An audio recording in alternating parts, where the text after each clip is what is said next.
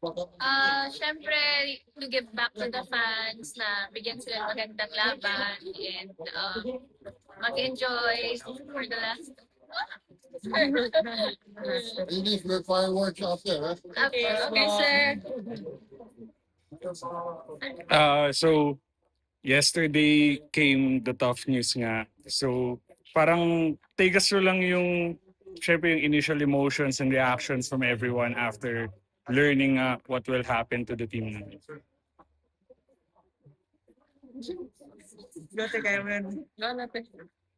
Syempre, we never expected that kind of news. And kahit na may rumors, very hopeful pa rin kami. But at the end of the day, it was a business decision. And we respect that. Na, alam naman namin na pinaglamad kami ng signal. And we have to go on our own ways. And for anyone din siguro, bukod sa mga finals appearances and mga panalo, like what was the best thing Signal taught you or changed for you guys as players and as individuals na lang din throughout your Signal careers? Yun naman. The best thing for me is them, the teammates that I met and the business. Just because, and I've said this in so many interviews, they helped me become a better version of myself. Because everyone really had one goal. Now we wanted to grow, and we knew that growing to grow, we need to be collaborative. It's not really a competition. We have to work together to be them. Erica, ikaw siguro may pinaka-shortest time sa Signal dito sa grupo na to. And both sa MVP and everything, gano'n ka na lang din ka-grateful nga sa lahat ng nagawa sa'yo ng Signal sa career mo so far? Siyempre, thankful ako kasi parang napakita ko talaga yung true self ko sa kanila. Hindi ako nahirapan pag-adjust and yung transition from my past, tingin tapos sila agad yung nakasama. Sobrang okay lang sa feeling na nag-work ka at the same time may mga family ka and sisters. Sobrang thankful ako sa feeling. And last lang for Jel and Jackie, nabanggit nyo nga na Signal gave you an opportunity kahit yung college careers nyo wasn't exactly how you wish.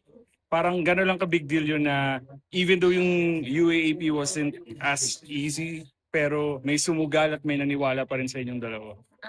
Gaya nga ng sabi ko, sobrang grateful ako sa Signal dahil nagbukas sila ng pinto kahit na yun nga po, hindi masyado kalaki yung background ko ng college, hindi ako masyado nakapaglaro. Pero nandun sila, sumugal sila kahit potential lang yung lala ko. Ayun po, at magiging forever grateful po ako sa Signal. For Jel.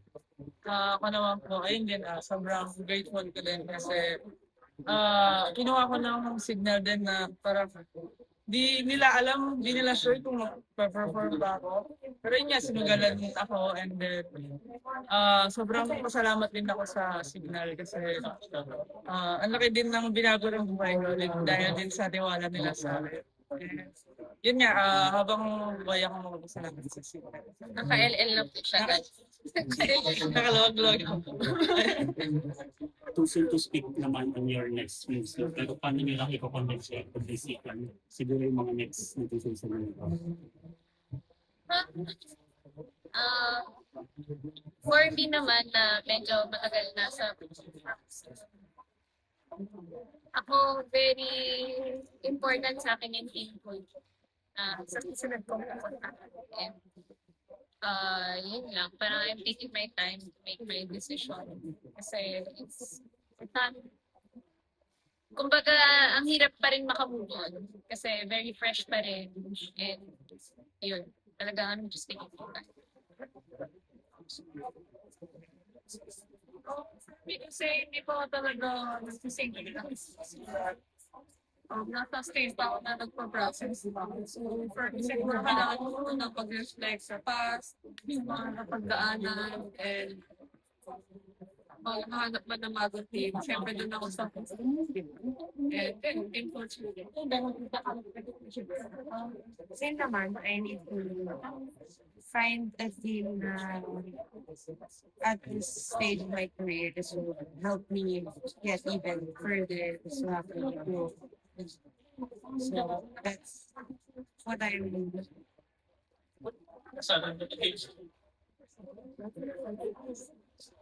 Same po, medyo fresh lang din po yung nangyari. So, bigyan ko po muna yung sarili ko ng time kasi sobrang sakit din po for me kasi na-imagine ko sa Signal na ako magre-retire first and last. Pero ayun po. And gusto din po ako mag-food and sa tingin ko makakatulong. Ganun din po sa akin. Tulad niya sabi ni Jackie na sa signal na nga rin. Feeling ko sa signal na rin nga ako mag-retire. Pero syempre nangyari na yung nangyari.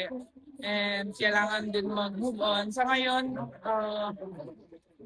yun nga po, pinaprocess pa namin talaga yung pag Thank you.